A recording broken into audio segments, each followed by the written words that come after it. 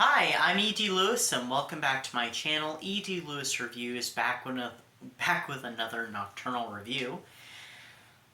So I'm not sure when this video is going to go up, but today's date that I'm filming this is on June 7th, and I just recently, today, I don't know what that was, finished this book, which is what I'm about to review.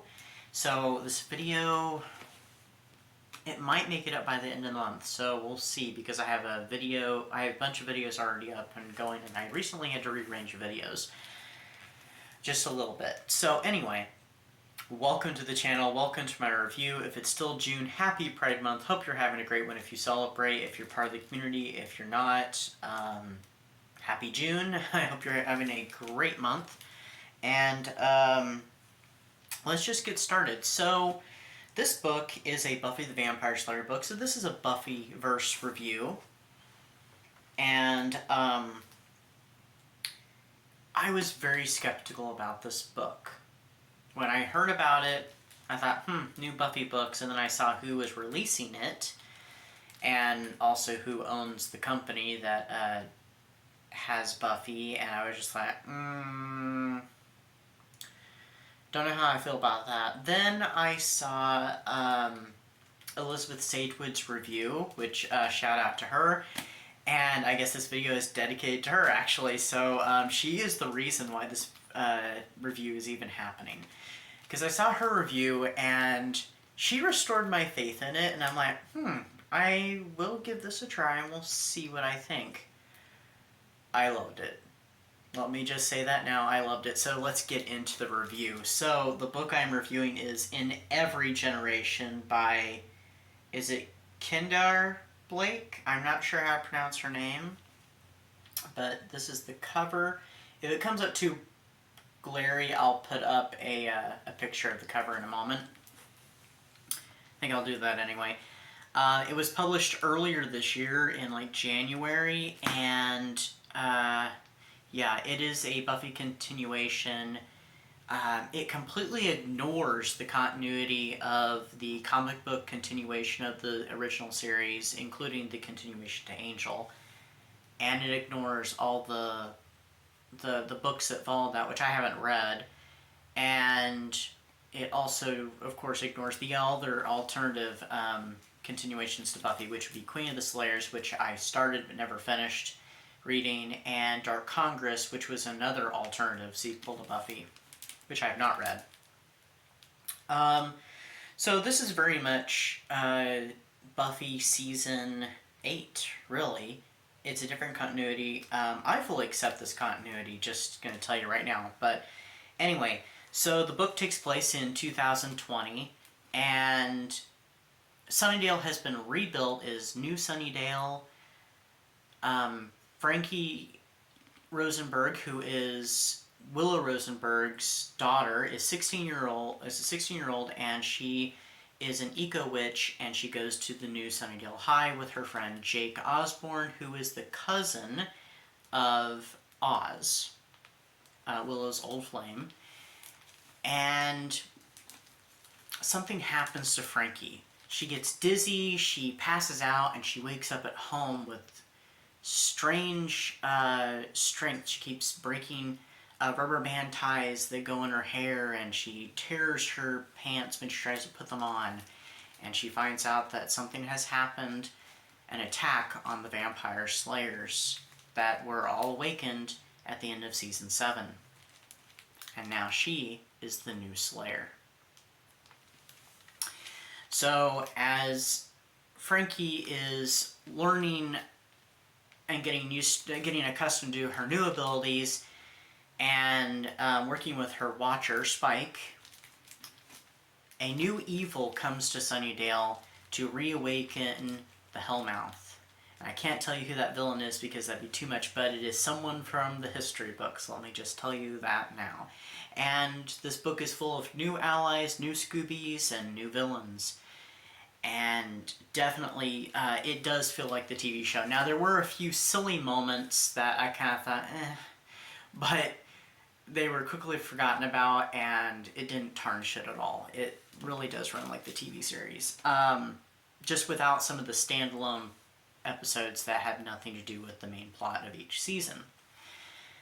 So, yeah, and we have several of the legacy characters. Clearly, I've mentioned Willow, and I've mentioned Spike, and I've mentioned Oz. But there are a few other legacy characters from the series that you'll get to see, and many of them you hear about. There's many Easter eggs mentioned throughout it, all kinds of plot lines, and even it answers a few questions.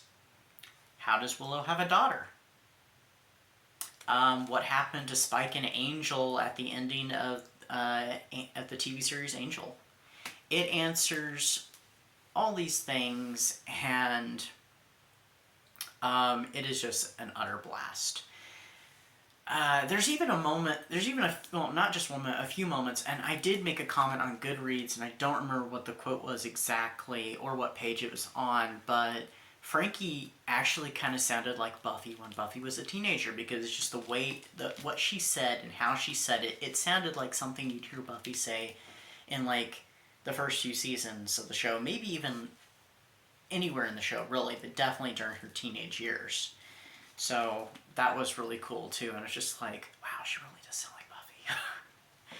So I gave this book 4 stars out of 5, and yeah, definitely recommend it.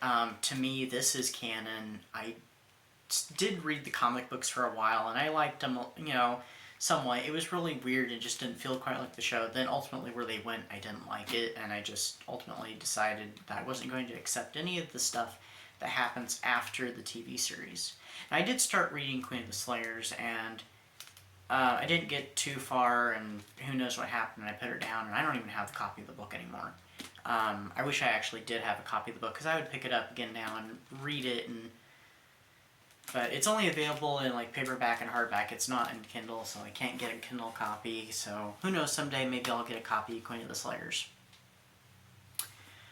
But yeah, and actually I have to say, if Disney, since Disney is the one that actually put this book out, I've heard they want to reboot the series. I'd be fully on board with them if they did the reboot as a continuation and based it off this book series, which this is just book 1. From what I've heard, book 2 doesn't come out till next year. I think it's supposed to be like a trilogy. Which I really want to know what happens next. There's a lot of questions at the end. There really is a lot of questions at the end that I really want to know, but I have to wait till the next one. I'd be on board with them making a show based off this. Because we would get all these characters, we'd get several of the characters back, and I will say this: James Marsters, who plays Spike in the original series, he played a big role in it, and even though he's aged, that is explained away. They give an easy little ticket there with that, with something that Willow does to help him be Frankie's watcher. So that's all I'm going to say on that. And it is very funny. I laughed a bunch during this book, and it was literally snickering and laughing out loud.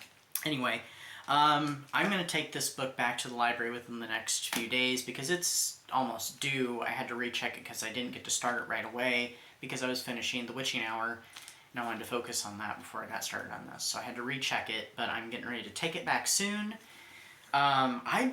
I'd love to have my own copy, actually, and put it on my library. I'd more than likely read it again.